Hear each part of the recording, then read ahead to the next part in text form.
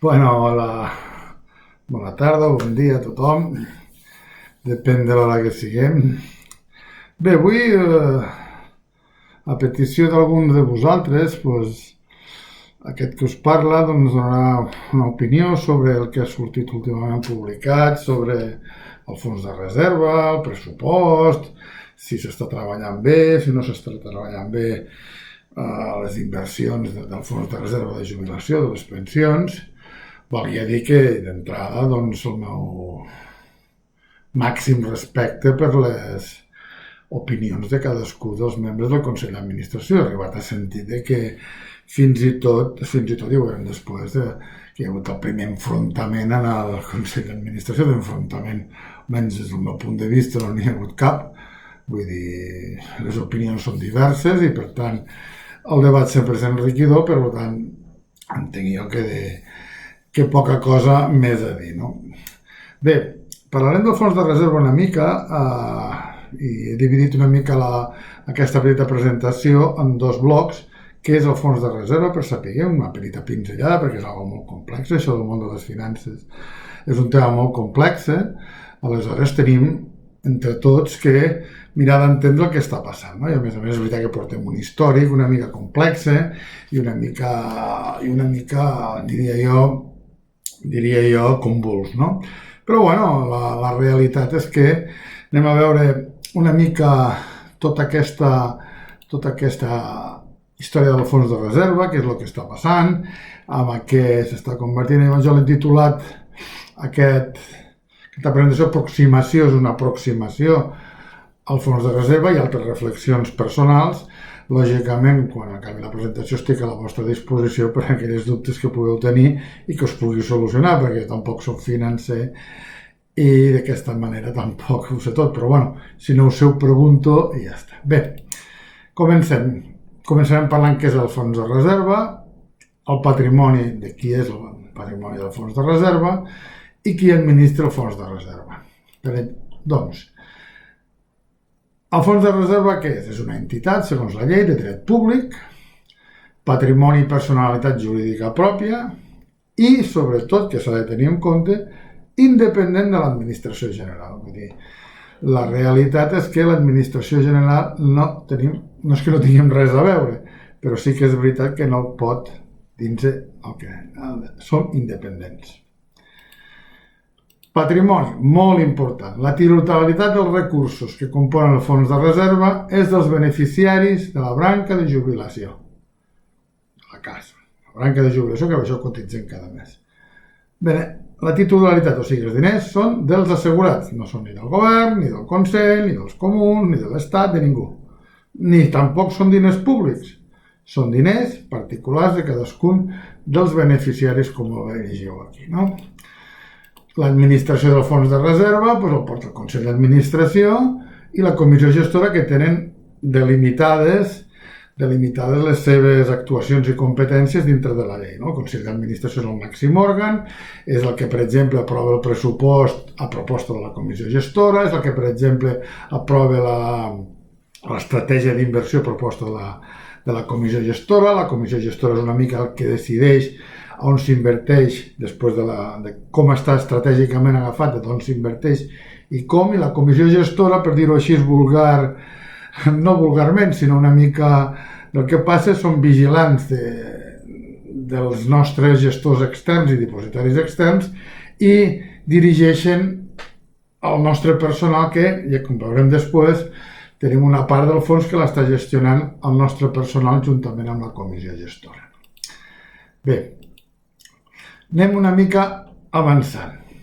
La gestió, doncs, com es porta, què és una estratègia d'inversió i les polítiques d'inversió que actualment s'estan aportant, no?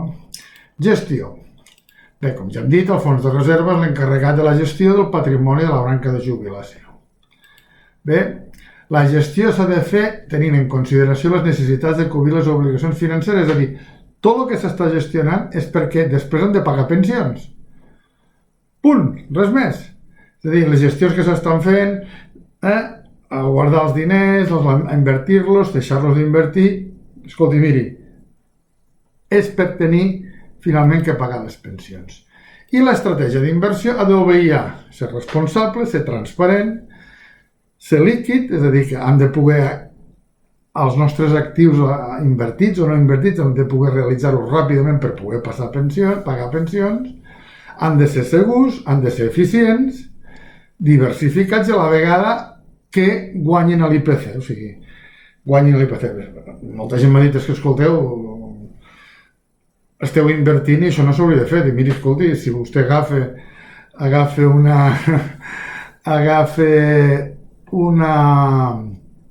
els diners que tenim, els posem sota un matalàs i aquest matalàs deixem allà els diners, doncs els podrem tenir allà i al cap de 10 anys tindrem aquells diners. Però amb aquells diners, imaginem que en tenim 1.000, doncs no podem comprar el mateix que feia 10 anys enrere. Per què? Per un tema de la inflació. Per tant, la inflació, com a mínim, l'hem de guanyar. Per tant, aquest és una mica l'objectiu, i a més ho marca la llei, que hem de guanyar com a mínim a la inflació. Perquè, ho repeteixo, si jo agafo els diners i els fico sota un matalàs o en una caixa fort, perdran valor. Bé, continuem. Estratègia d'inversió. L'estratègia d'inversió s'ha de tenir en compte els estudis actuarials, que ara tant se n'han parlat, de que tal com està el sistema ara de les pensions, doncs veiem que d'aquí poc entrarem en dèficit, allò que ingressa la Seguretat Social, allò que pague, de moment encara és positiu, d'aquí poc temps, pels estudis actuarials, serà negatiu, amb la qual cosa haurem de treure de la guardiola diners i posar-lo per pagar les pensions, no? A l'hora d'invertir s'ha de tenir en compte el grau de la persona prudent, com diu la llei, la persona prudent, inversió en actius defensant el màxim d'interès dels beneficiaris, que som nosaltres, inversió en mercats reglamentats, inversions prudencials de diversificació de riscos, per evitar concentració, aquí tenim una mica el que està marcant també la llei, inversió en instruments derivats que han de contribuir a la reducció del risc, no? Són terminologia financera que ens costa molt, però bueno, aquí la qüestió és que prime el criteri de prudència. Què més coses? El fons de reserva no pot contraure préstecs ni fer garant per tercers. I finalment, entre altres coses, es tindran en compte els criteris d'inversió socialment responsable, tenint en referència als principis d'inversió responsables promoguts per la ONU, no?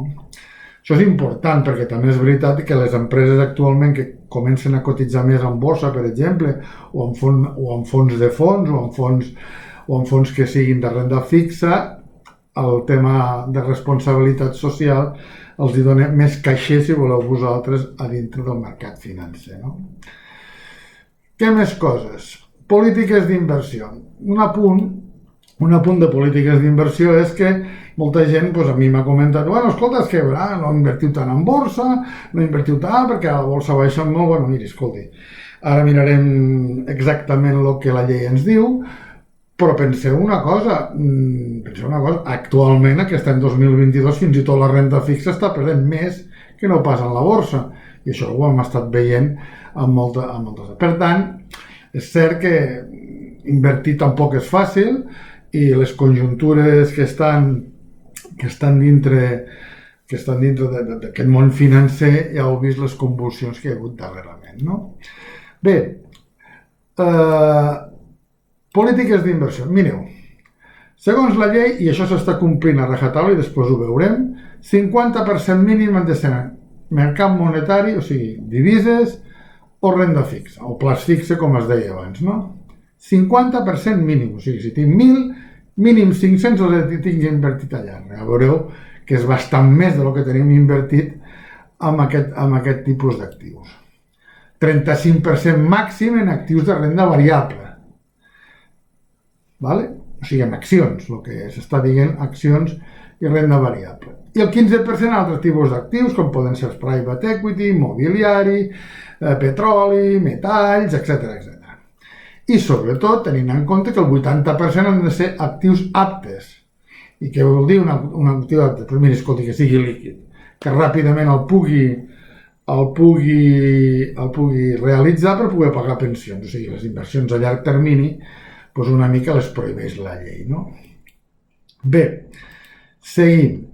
Els gestors i els dipòsits, la distribució dels actius, perdoneu. Actualment, ja ho veureu, al mercat monetari tenim invertit 206 milions, el 13%, i la renda fixa 770 milions aproximadament, el 48,50. Això fa un 61% d'aquell 50% que us havia comentat abans. No? La renda variable, 465 milions, quasi un 30%, recordem que podem arribar fins al 35%. Altres actius líquids, 111 milions, el 7%. Actius no líquids, 8,5 milions. Els private equity, 8,4 milions. I els béns immobles que tenim en cartera, l'edifici de la casa i algun altre bé immobiliari que té el fons de reserva, pues 16,4. Total, que la nostra cartera puja 1.585 milions d'euros a 31 de desembre del 2021. Els gestors.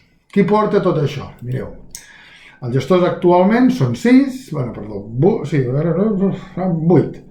Hi ha els bancs andorrans, veureu que encara hi ha Sabadell i Vallbanc, que ja sabeu que desapareixeran, i hi ha 3 gestors francesos, que és Amundi, Natixis i CMC Sigma Asset Management. Tots ells tenen un mandat de gestió moderat o més atrevit o menys atrevit, depenent una mica de les seves característiques i de lo bé o no que ho fan. D'acord? No entrarem en aquests detalls perquè la veritat a vegades a mi també em costen d'entendre. On estan dipositats els diners? Doncs miri, els 6 bancs andorrans, que suposo que també els diners els tindran fora del país, sinó els diners estaran amb dipositaris externs, i com a dipositaris externs nosaltres també tenim CACEIS, Banca Federativa del Crèdit Mutuel i la Société Générale, que són 3 entitats franceses. Bé, com està distribuït el que estem gestionant, no?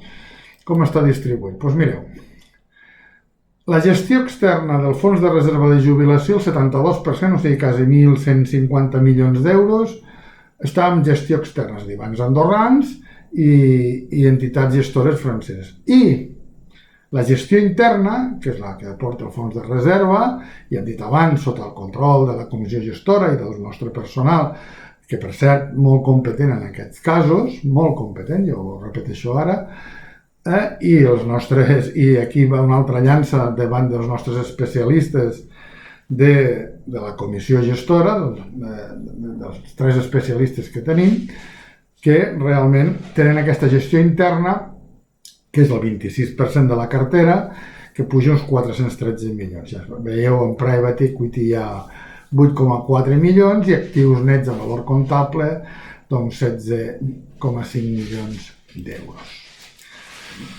Bueno, una mica tot això és el que us tenia que dir del fons de reserva. Parlem ara una mica, perquè ha sigut temes de conversa i a la premsa i manifestacions de molta gent, diu, bueno, i això del pressupost, com és? Mireu, 4 pinzelladetes de lo que és el tema pressupost al fons de reserva. Fixeu-vos, el fons de reserva té un pressupost propi, aprovat pel Consell d'Administració, que som nosaltres, a proposta de la comissió gestora, i tramès al govern que no el pot modificar.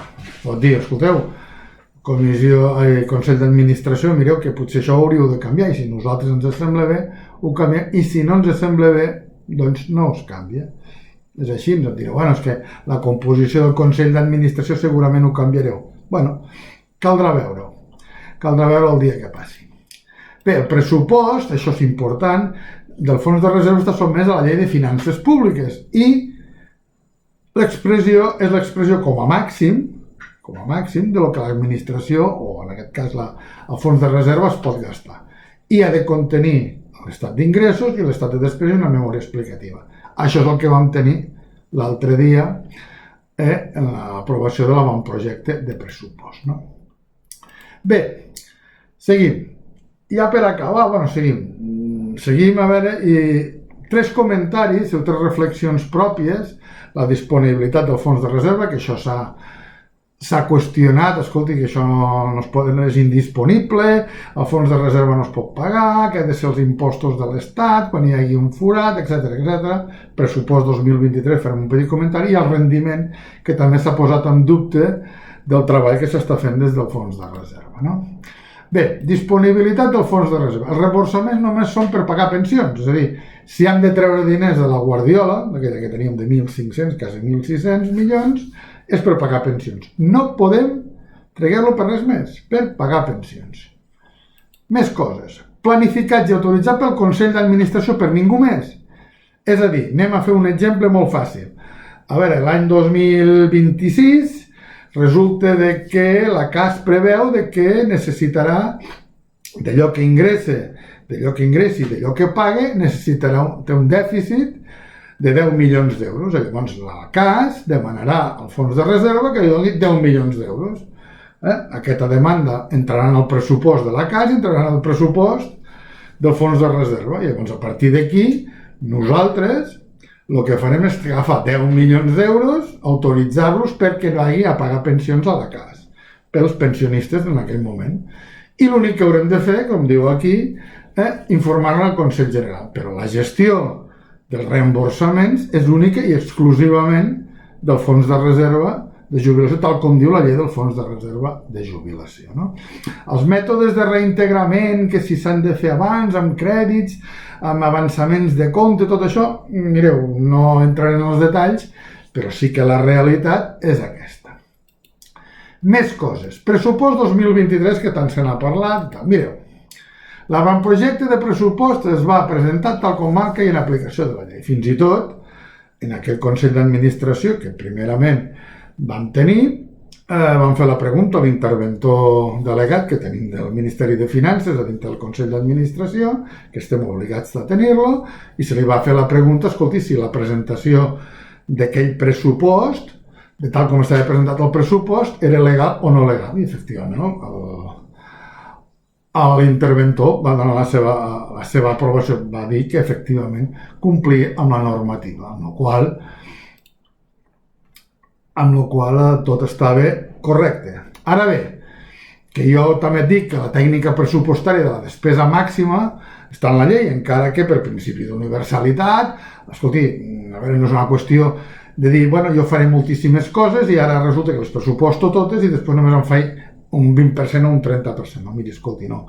Això tampoc és així, jo tampoc estic molt d'acord en que es pressuposti d'aquesta manera, però sí que després de 5 pressupostos d'estar treballant 5 pressupostos del fons de reserva, aquest que us parla us pot dir que la variabilitat de les coses que té el fons de reserva aconsella que es preveguin algunes coses en pressupost que potser després no s'executaran. D'acord? Més coses. Ulteriorment, i a demanda de dos dels consellers del Consell d'Administració, es va suspendre el Consell d'Administració, es va passar una setmana després i es va presentar les execucions del 2021, l'executat que hi ha fins al moment del 2022, la previsió d'execució del 2022, per incloure's al mateix document.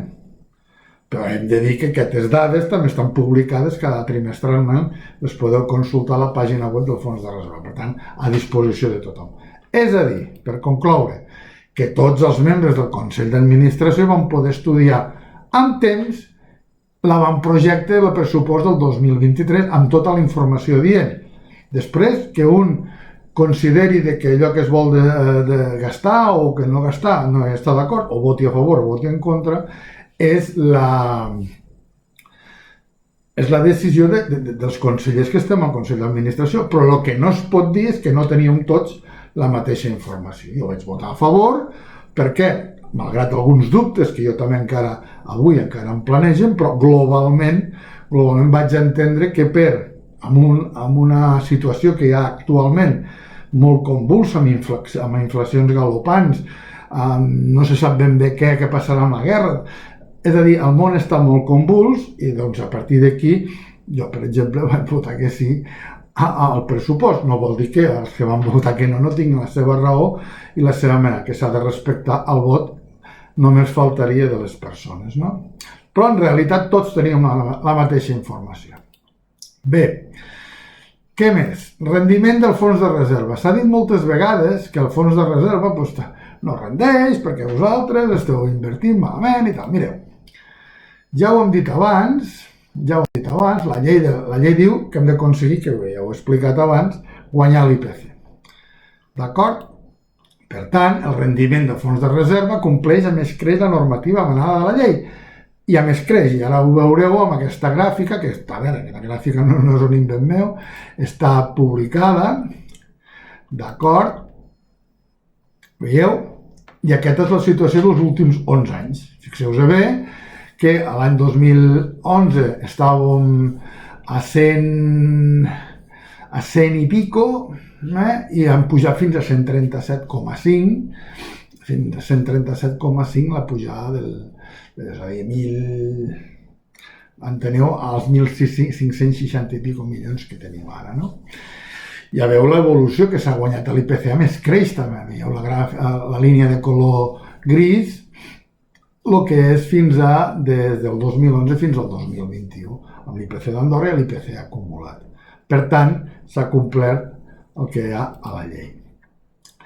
Aquí, finalment, aquesta gràfica que és més contundent, rendibilitat acumulada 37,47, els últims 10 anys restant la IPC són 29,37, els últims 5 anys 9,71, rendibilitat dels fons de reserva anualitzada 3,23, 3,24 i diferencial entre uns anys i els altres. Em digueu, és que ara és negatiu? Sí, ara és negatiu.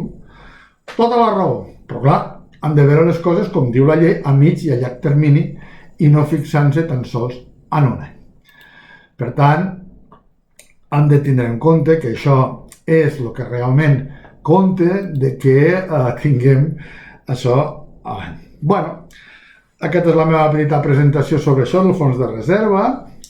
Des d'aquí vull agrair, a més efusivament, al personal del fons de reserva, que s'hi està deixant la pell.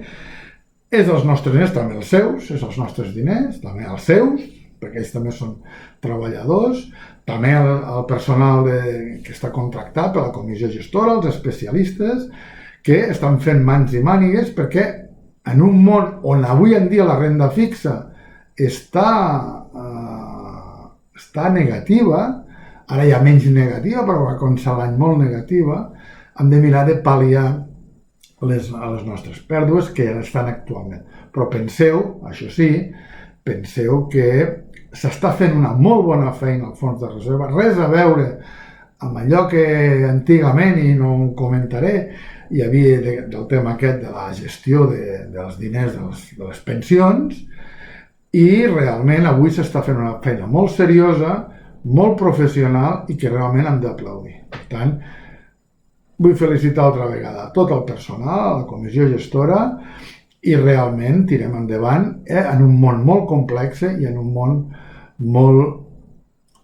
que està molt convuls actualment. Moltes gràcies, estic a la vostra disposició per si necessiteu quelcom, i realment ja al xat o ja sabeu el meu telèfon o el meu missatge. Gràcies i fins al proper vídeo.